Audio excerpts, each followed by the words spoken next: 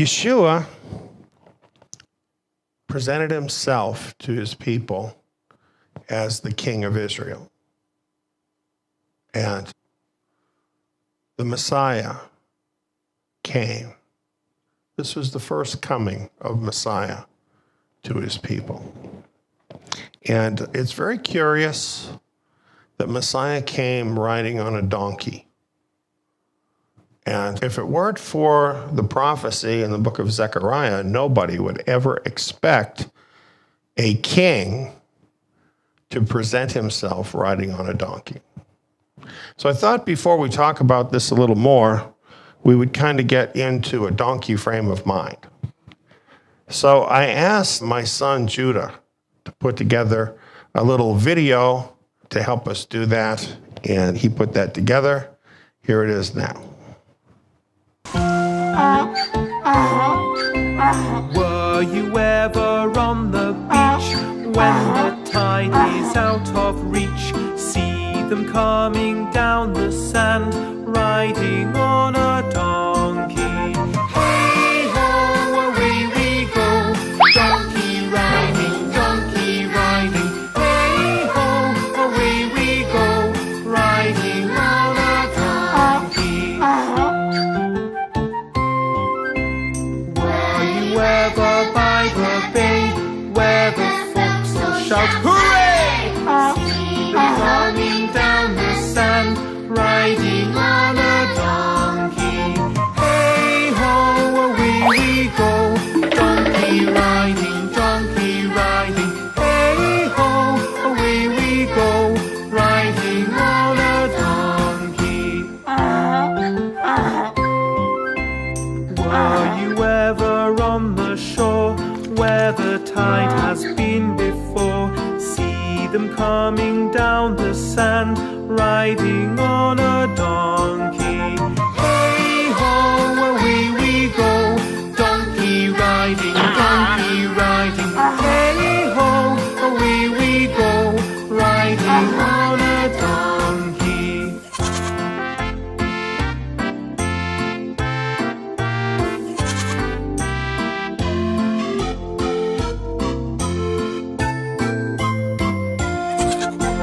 Hey ho, away we go, donkey riding, donkey riding. Hey ho, away we go, riding on a donkey.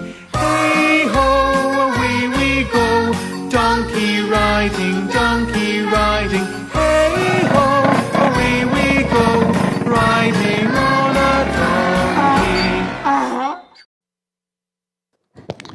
donkey. Thank you, Jude. I think that was a lot of fun.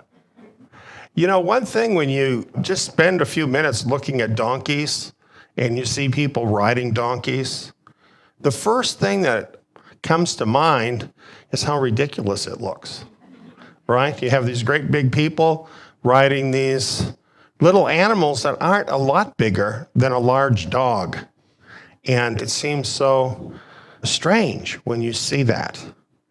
And I think when you think of the Messiah of Israel coming, presenting himself as the king, riding a donkey, you know, we want to think of it as like this grand, amazing thing, but on a certain level, it looks kind of ridiculous. You know, and I think that's part of the story. That's part of what we kind of have to think about. Let's look at the verses here a little bit more. It said, having said these things, he went on ahead going up to Jerusalem. So they're still on their way to Jerusalem. And then it says, it happened when he drew near to Bethphage and Bethany at the mountain that is called Olivet. He sent two of his disciples, saying, go your way into the village on the other side, in which as you enter, you will find a colt tied whereon no man ever yet sat. Untie it and bring it. If anyone asks you, why are you untying it? Say to him, Adonai needs it. So we have these two cities, Bethphage and Bethany. And these were very close together. That's why it mentions the two of them. probably if you were walking from one to the other, you might not really notice where one would become the other. It's kind of like Minneapolis and St. Paul, only smaller. Something like that, cities together. And as we saw in the map that Jacob showed earlier, you get to Bethany first on the way. So it says as they drew close, then that's when Yeshua sent these two disciples. And I was looking at this into the village on the other side. Well, it could be talking about on the other side of the village. So like as they're coming into the village of Bethany, on the other side of the village of Bethany is where they would find the donkey, or it might be in the other city. Could be one of the two. But what's interesting to me here is that Yeshua launched his triumphal entry into Jerusalem as king on a donkey from the town of Bethany. And here's a picture of what Bethany may have looked like back in those ancient times. And the word Beth, of course, we know means house in Hebrew, and Ani means the afflicted or the poor. So this is the house of the poor, or the poorhouse. I think a lot of us have heard of the poorhouse, right? Nobody wants to go to the poorhouse. Bethany is the poorhouse. So I think this is kind of explanatory of why Yeshua was riding on a donkey. Because poor people don't ride on horses, do they? Have a little more information. Bethany was the site of an almshouse for the poor and a place of care for the sick. Now, you always find these kinds of places in most of the world in the poor areas. Rich people don't want to have a place for poor people in their neighborhood.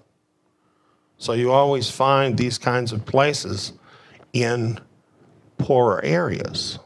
There's a hint of association between Bethany and care of the sick in the Gospels.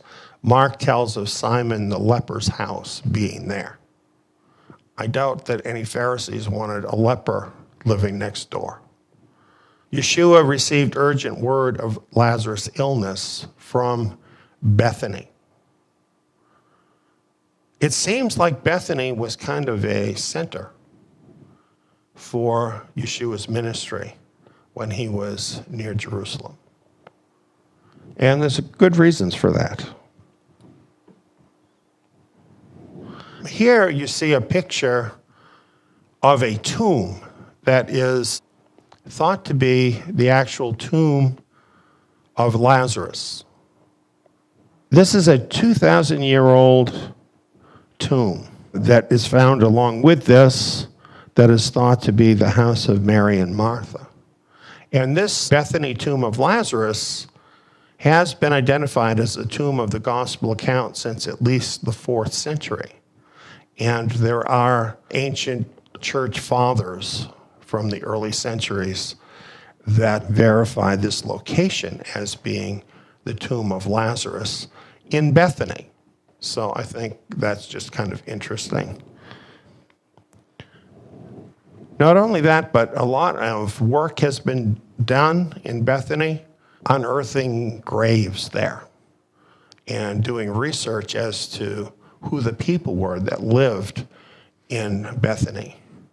And ossuaries, which are bone boxes, have been dug up, thousands of them in Bethany. And these reveal that in the time of Yeshua, Bethany was largely settled by people from Galilee who wanted to move there and live near Jerusalem. And so these folks likely had relatives in Galilee, right? These were basically the same people that Yeshua had been ministering to. when he was in Galilee. So this is a different class of people than the people in Jerusalem. You know, all of the people of Jerusalem had to go up to Jerusalem for the feasts, but otherwise, not all of them were really welcome there, because Jerusalem was dominated by the rich, the wealthy, and the powerful. That was the case.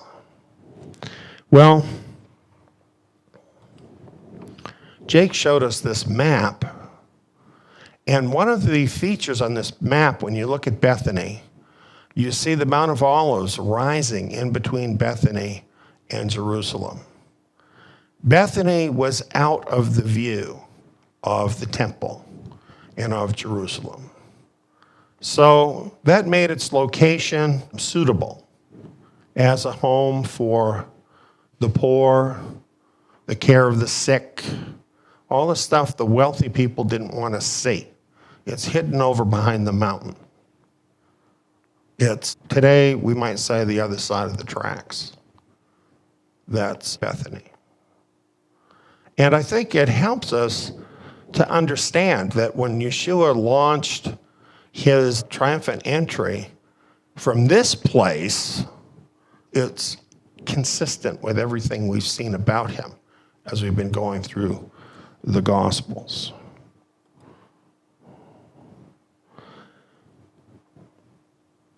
Yeshua was not ashamed of the poor people and the common people. In fact, those were the people clearly that he identified with. Even though he was comfortable eating meals in the homes of the wealthy, he always gave them an earful, however, whenever he did. But he really identified more closely with the common people and the poor. And this is really quite an amazing contrast, what he did with the whole leadership of that area, the elite of that area. We have some more here. It goes on and says, those who were sent went away and found things just as he had told them. As they were untying the colt, its owners said to them, why are you untying the colt? They said, Adonai needs it. Jake had some great things to say about this, and what struck me about it is Messiah saying, Adonai needs it. Because I really don't think about him as needing anything. I think he pretty much has everything. But the truth is, obviously, he does have need of things. I think that's kind of in a relative sense, but what it means is that we get to provide things that he needs in the sense of being part of the divine plan. And I just thought that was kind of a cool thing too. And so I'm not going into all these details that we've covered before. Of course, they did find the colt and so on, and they brought it to Yeshua. And they began on their way. Now, if you think of this, if you think of this happening while they're in Bethany, probably since they were bringing it to Yeshua, he's still sort of on the outskirts of Bethany, on the farthest side away from Jerusalem. So he's having to go through Bethany. And his disciples that are with him and those who had been following him on his trip, they were putting their cloaks in the road. They were crying out. And so as they were doing this, he's going right through these towns where his people are, right? Where the poor people, where the common people were. And so this really explains how there are a multitude of disciples there as he is moving along the path about 1.5 miles or so to Jerusalem. Because as these people are seeing this happen, these are the people he's been ministering to. And so they come out and they join in receiving Yeshua as their king, And a lot of them were thinking, I was wondering when this was going to happen, right? Because these are the people that he'd been ministering to. They saw the amazing things that he did, and they wanted him to be their king. They wanted him to be their king, and they were praising God to have a king that actually cared about them. That's why I'm glad to have him as my king.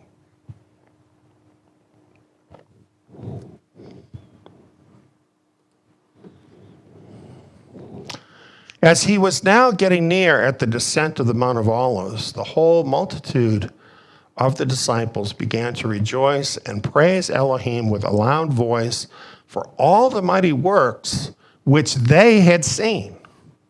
So again, these were his people that he had been ministering to. Now, he would minister to anybody. He would minister to the wealthy. But those people don't normally show up, right? Because, let's face it, they don't like to rub elbows with the lower classes, right? They might get cooties or something, like we used to say when I was in high school. And that's just the attitude, and that's been the attitude through history. And I'm not just criticizing these people. Pretty much globally, that's how it is. The upper classes look down on the lower classes of people. And that's how it was in Jerusalem and Judea.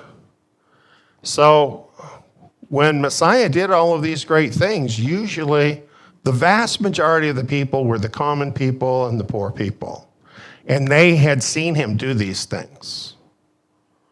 So they were the ones that showed up. They were the ones that said, "Blessed is the King who comes in the name of Adonai. Peace in heaven and glory in the highest." They might have said this because it's in the scriptures and it's part of the prophecy.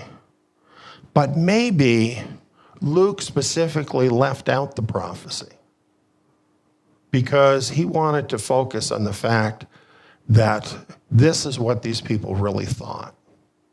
In other words, they were fulfilling the prophecy simply by saying what they thought. And the prophecy knew in advance, Yahweh knew, that this is how the people would respond to the Messiah. I don't think any of this was really set up to match the prophecy. That's what I'm saying.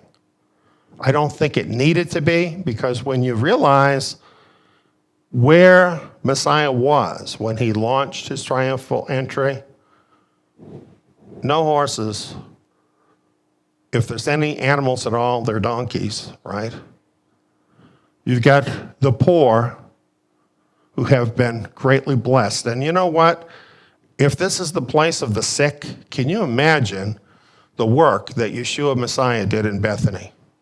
Because we had read earlier, he cured everybody that came to him with an illness.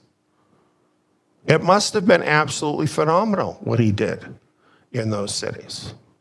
And of course, even raised the dead Lazarus, as the book of John tells us. So Yeshua was sent to the poor, and it was largely the poor who accepted him and became his disciples. And they were the ones who recognized him as their king. Here's more about that.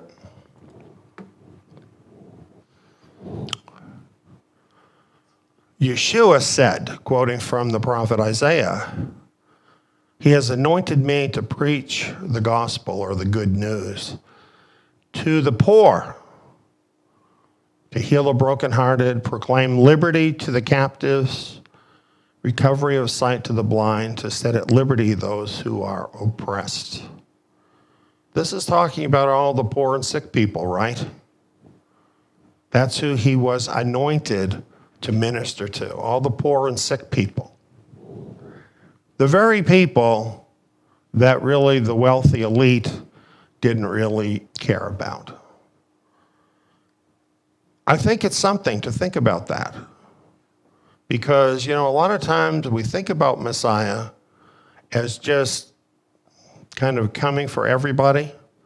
And in a way he did, because they all could respond. Every person could respond. But the way it actually worked out is that it was the poor, the sick, the possessed, and the oppressed that were the ones who responded, the ones with the greatest need. And he had a special heart for those people.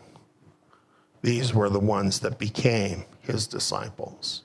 This is part of why, even after Yeshua was killed and was resurrected and ascended to heaven, that there was such animosity towards his disciples, because the elite people looked down on the disciples, who a great number of them in the early days were Galileans. And they saw them as rabble, actually. So let's look a little more here.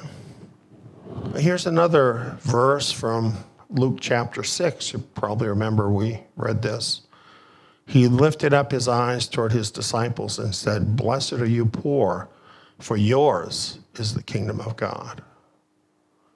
And it's interesting, he's looking at the disciples and he's saying, "Blessed are you poor." What does that mean? He's calling the two one thing. He's saying that the disciples are also the poor. So that must be largely how it was. The poor, now not necessarily meaning the destitute. There's a huge gap between the people who are just the common people and the wealthy people. And this exists in the world just about everywhere you go. Many places in the world, you'll have a part of town where people are just obscenely wealthy, and you drive a little ways away and you find an entirely different situation. And that's basically how things were. But Yeshua said, "Of the poor, yours is the kingdom of God." And there's a reason for this. It's because the poor have problems that they can't solve with money because they don't have enough money, and that they can't solve with influence because they don't have any influence. And so what are they left with? They're left with crying out to God. And so it opens up their heart to God. Sometimes people complain because they don't have great wealth. But if you don't have great wealth, thank God for it. Thank God that he didn't burden you with great wealth that would shut your heart to the knowledge of the truth. Yes, there are some exceptions, but not a lot. Not a lot.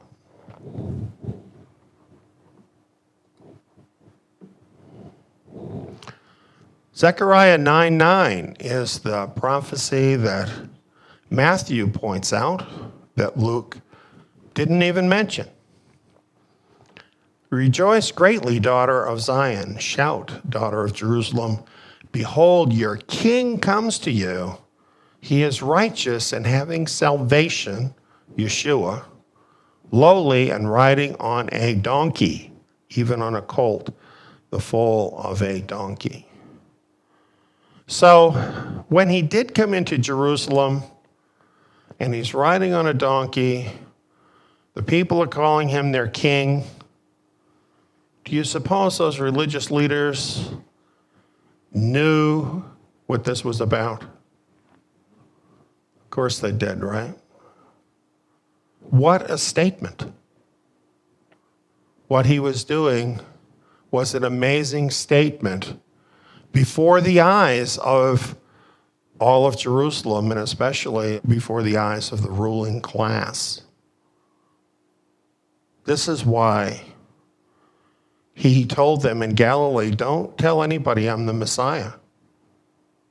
Because there was going to be a time for him to present himself. Officially, you might say, as who he was. And this was the time. They had a choice. They could accept their king. They saw the prophecy being fulfilled. Surely, even if they didn't see it, they all heard about the miracles that he had done, heard about his teaching. Some of them had actually heard his very teaching. They had a choice, and they could have chosen the Son of God to be their king.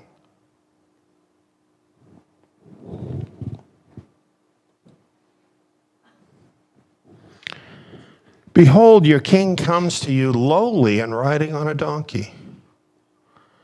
This word lowly from the book of Zechariah is the same word that's part of the word Bethany, ani. It means poor, afflicted, humble. Interestingly, Messiah did not only identify with the poor and the humble, he himself came to them as poor and humble.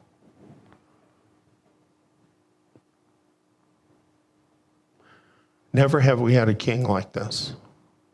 The world doesn't choose kings like this. Only this kind of king can understand the needs of the poor and humble.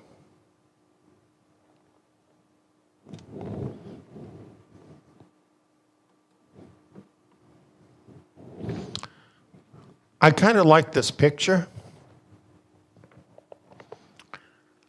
because when you look at a donkey next to a horse, it just tells you everything, doesn't it? In Bible times, horses were for the aristocrats and the warriors. The poor people, they got the donkeys. They needed cheap, reliable transportation, a work animal they could afford. So that was the donkey. So they looked ridiculous riding on the donkey, but you know what? That's the best they could do. Kind of like that, right? It's as if Yeshua showed up for his coronation driving a Volkswagen Beetle. What would they say? What would they say? It's kind of shocking in a way. It's really a shocking picture. Kind of ridiculous in the minds of the elite.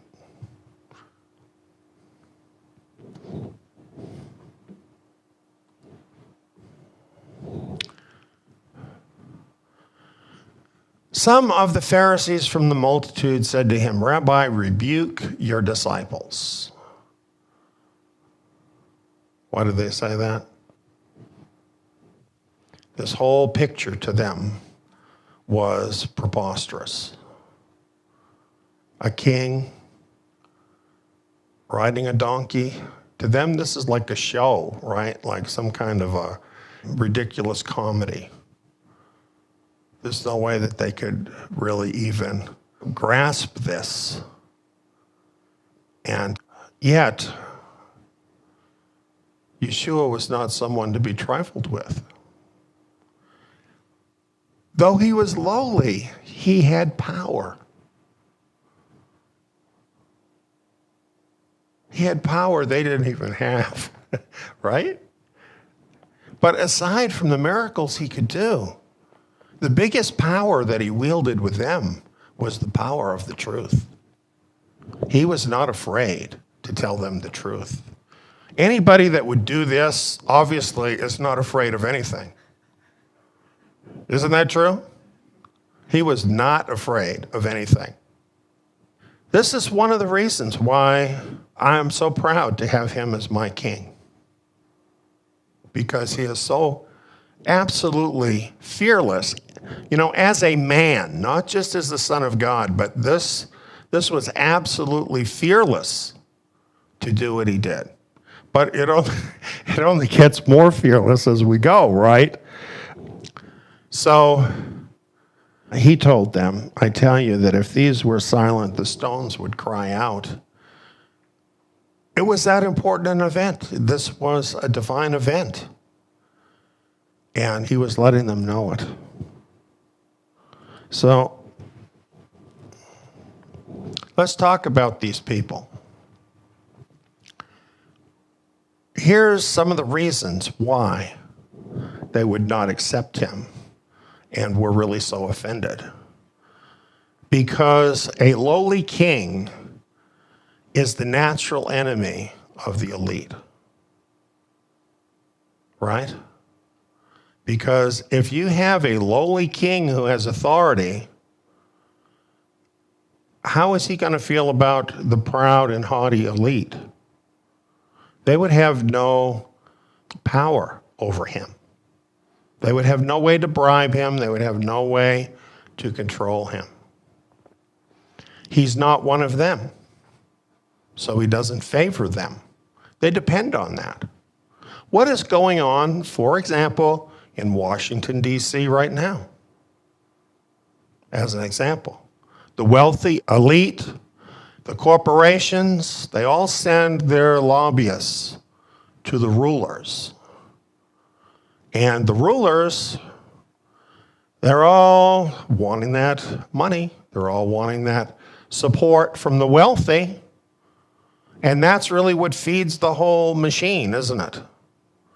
And what happens to the common man and the lowly? Well, they claim to care. But how come the things that the majority of the people want to see happen never happen? Because they're not the ones that have the power. And the elite want to keep it that way. And that's always been true. If they were to accept him as their king, that would mark the end of their authority and control. Didn't want to let that happen. They will do anything to hang on to power. This is the lesson of history. The powerful will do anything to hang on to power and to amass more if they can. That's just the lesson of history. So because of that, the elite class will never, underline never, submit to divine authority.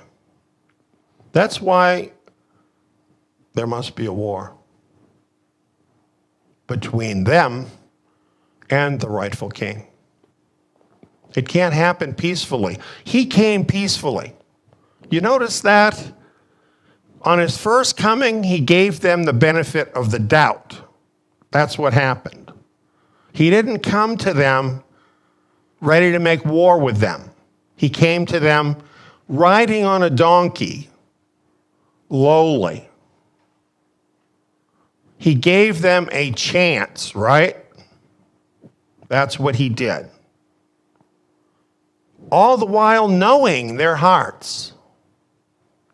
But they could never say, well, he tried to force us. Because he didn't do that.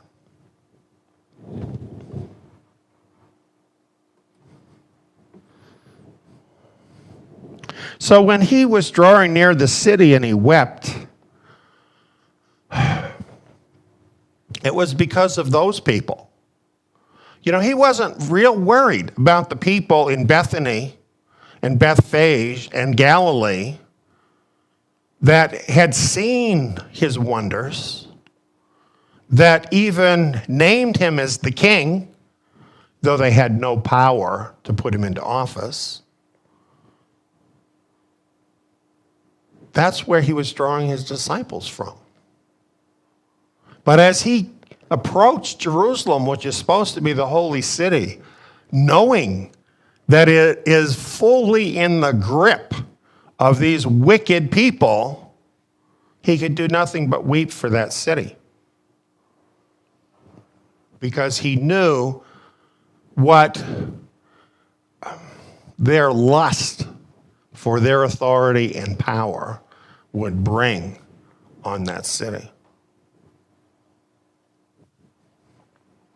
It was a class struggle. It was. But Yeshua was not trying to raise up people to fight against that upper class.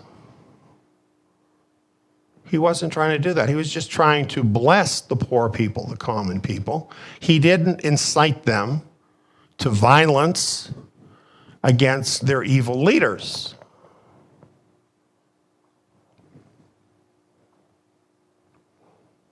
However, he and they were so threatening simply in speaking the truth and standing up for the truth that the leaders became their vicious enemies anyway. And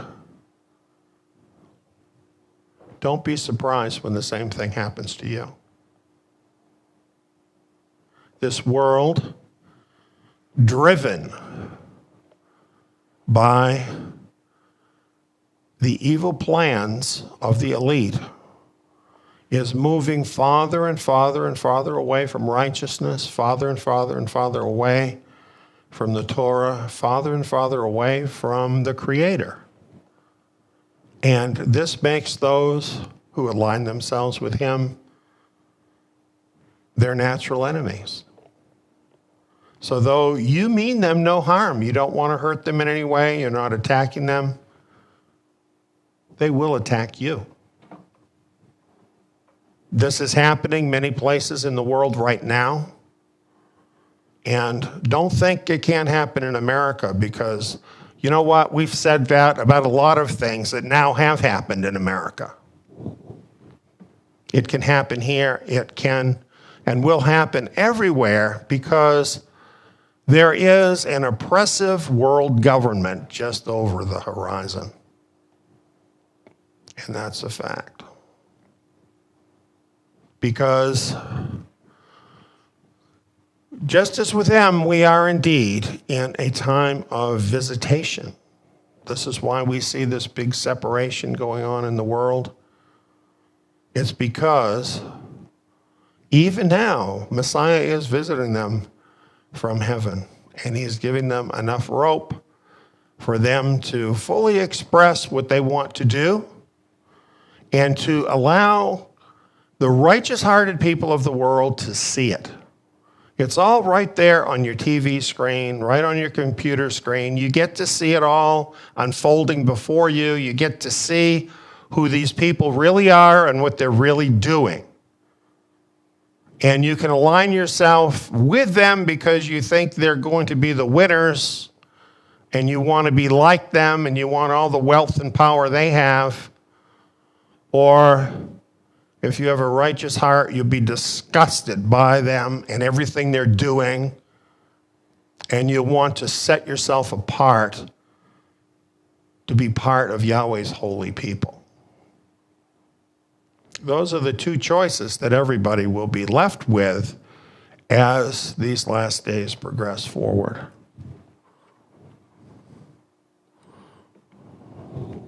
Messiah was such a pacifist.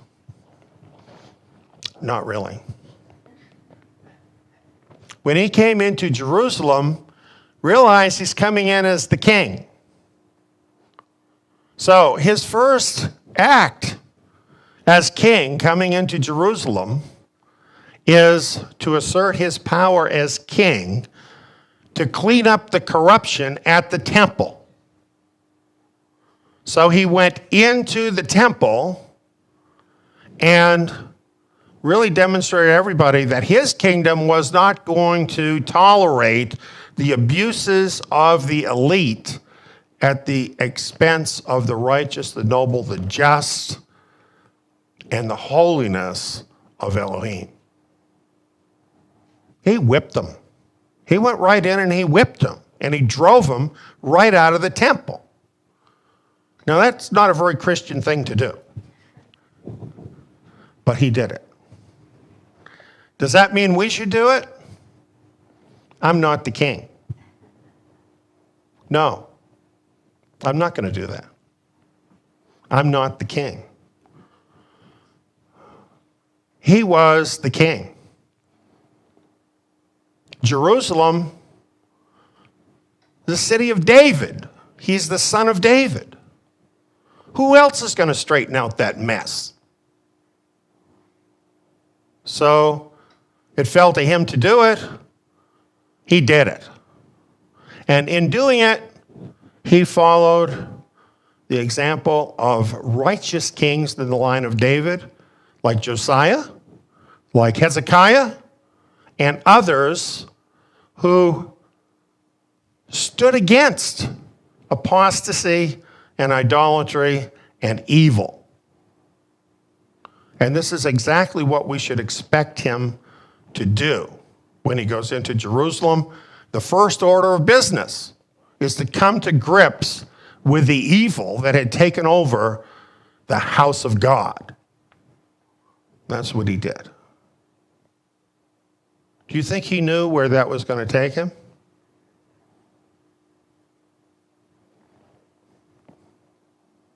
He totally forced those religious leaders to have to decide who they were and what they were going to do.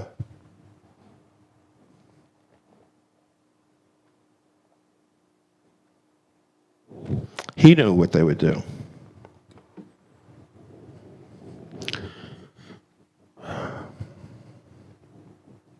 Of course, the elite sought to destroy him. They'll go to any lengths to hang on to their wealth and power. That was true then. It is still true today. It has been true throughout history. And we know the reason. You know, people would like to tell you that people are basically good. The Bible tells you we're not.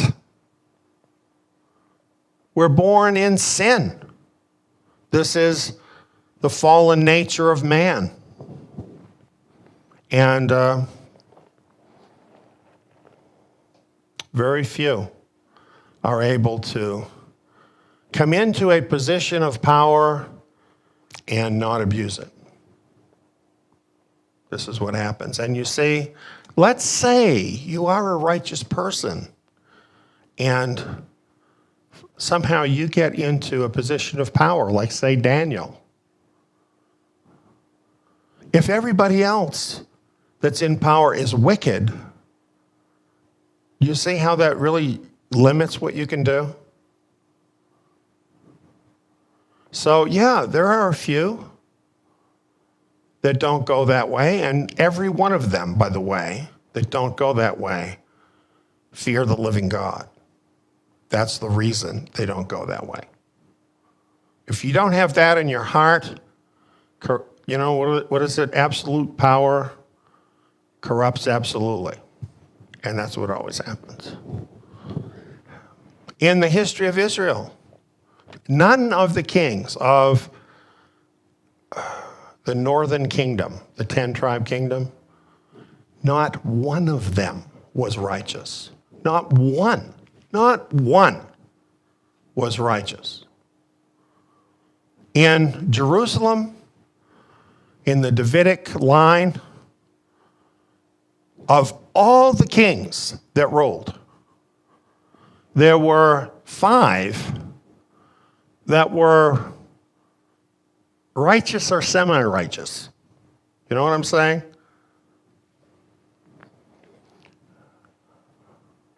And they're probably the best the world has ever seen, other than Messiah, in terms of rulers. So it's a big problem. It is the problem, really. It is the problem with the world.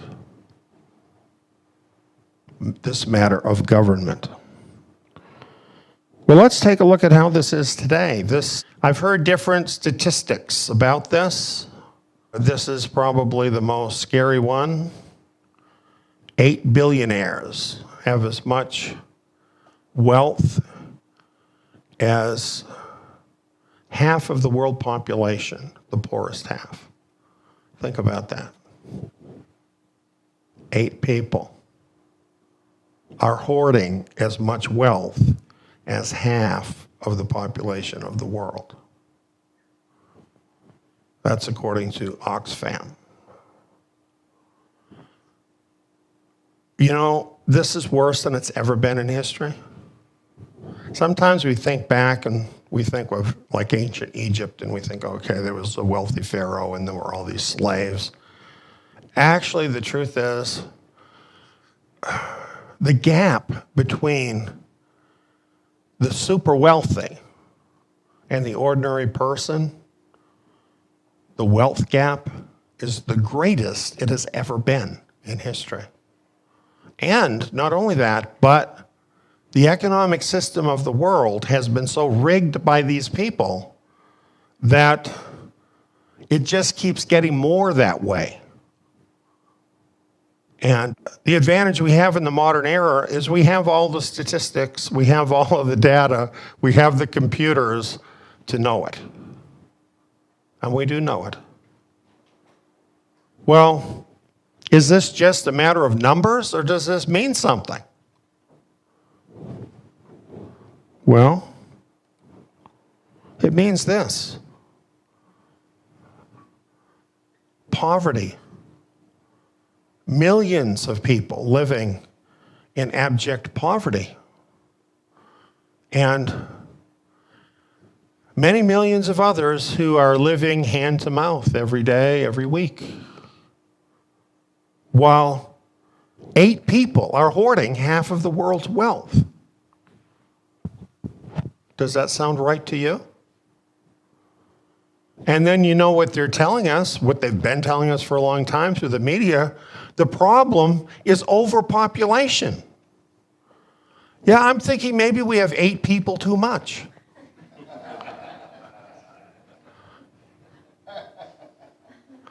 You know, Yahweh made this earth to produce enough for every person.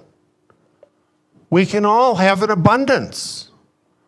If it weren't for the fact that we have this system that is put in place so that these super elite people are able to siphon off all of this wealth for themselves. So much more wealth, really, than any one person could ever possibly use. That's more than just economics. That has to do with evil.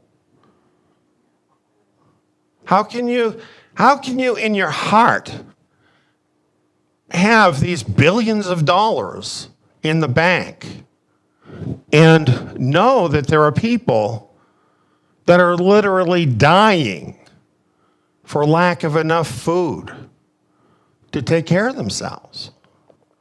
How can that be right? Now, I'm not stupid enough to think that socialism is the answer to this. Some people think so, but socialism is not the answer. No form of human government is the answer, because you always have the moral problem with humans. Whatever system you have, the wicked are going to know how to utilize that system in such a way as to get at the top, and they'll just do the same thing all over again. There is no human government that you can devise that is going to change it, because the heart of man is evil. So yeah, you know, when you look at this, it's very clear that the super wealthy could eradicate poverty. They could do that by sharing their massive hoarded wealth with the poor. There is another way, though, to do away with poverty. They could kill off billions of poor people when they're of no more use to them.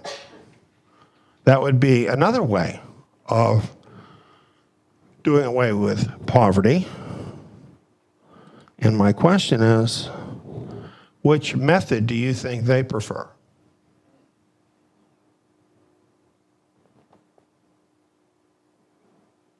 These are real questions that concern us today in the time that we live. And it's really no joke.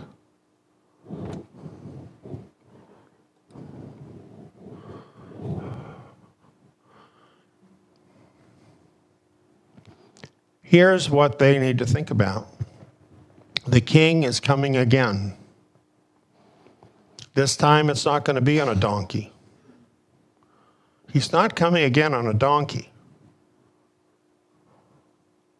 He's coming on a war horse with all of the armies of heaven with him. Revelation 19, 11 and 12. I saw the heaven opened, and behold, a white horse, and he who sat on it is called Faithful and True. In righteousness he judges and makes war. Makes war. You know, sometimes people think there's a difference between the Yeshua in the Gospels and the Yeshua of the book of Revelation. But you know, when I think of Yeshua driving those money changers out of the temple, this is not hard for me to understand. That the day would come when he would come back to make war against those very people that basically are standing in the way of the kingdom. He's just not going to let them do that indefinitely.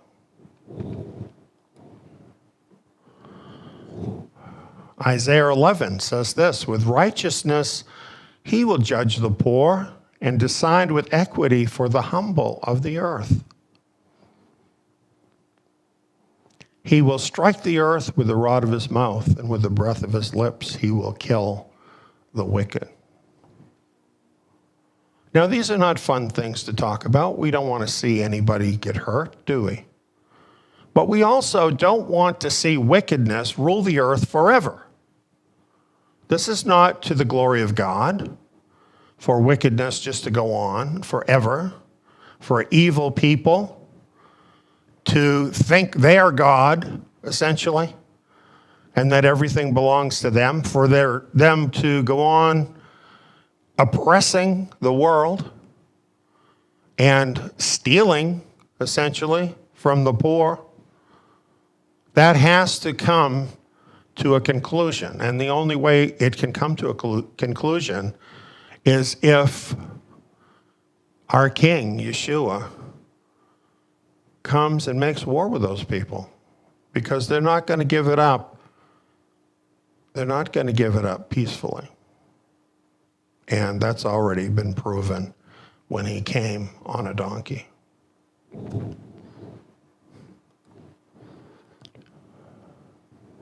Think of what this means. At last, the earth will have the powerful, but just and righteous government that the poor and the honest-hearted have always longed to have. It's always the wicked that ruin everything for us, isn't it? Why do you even need to lock your door in your car or your house? Can you imagine living in a world where we could just throw away all the keys? That's just one little thing. That's what the kingdom will be like for those who enjoy it here on the earth. No more oppression. People free from all of that. Free from poverty, sickness, and disease. Living in the world that our Creator intended. All we can say is, come quickly, Lord Yeshua. For whatever things were written before were written for our learning, that we, through the patience and comfort of the Scriptures, might have hope. You know, the apostles, they were Torah scholars. This is why I'm doing Zion Academy.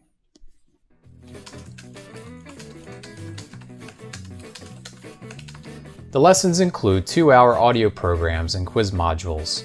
All the lessons in the Torah can be applied to us today. Not to mention, they open up the renewed covenant scriptures in a whole new level, much like the apostles had understanding of the Torah. Plus, I can do the courses in my own time, at my own pace with no prerequisites, and at a very low cost. I can do them here. Or here. Zion Academy students are provided with study materials, the Zion Messianic Scriptures, in-depth verse-by-verse programs, and quizzes with your final grade and a certificate at the end of the course. Zion Academy also offers assignments for students who would like to opt in to take part in the Zion Tabernacle live Shabbat meetings. Become immersed in the Torah. Find out how you can become a Zion Academy student at zion.org.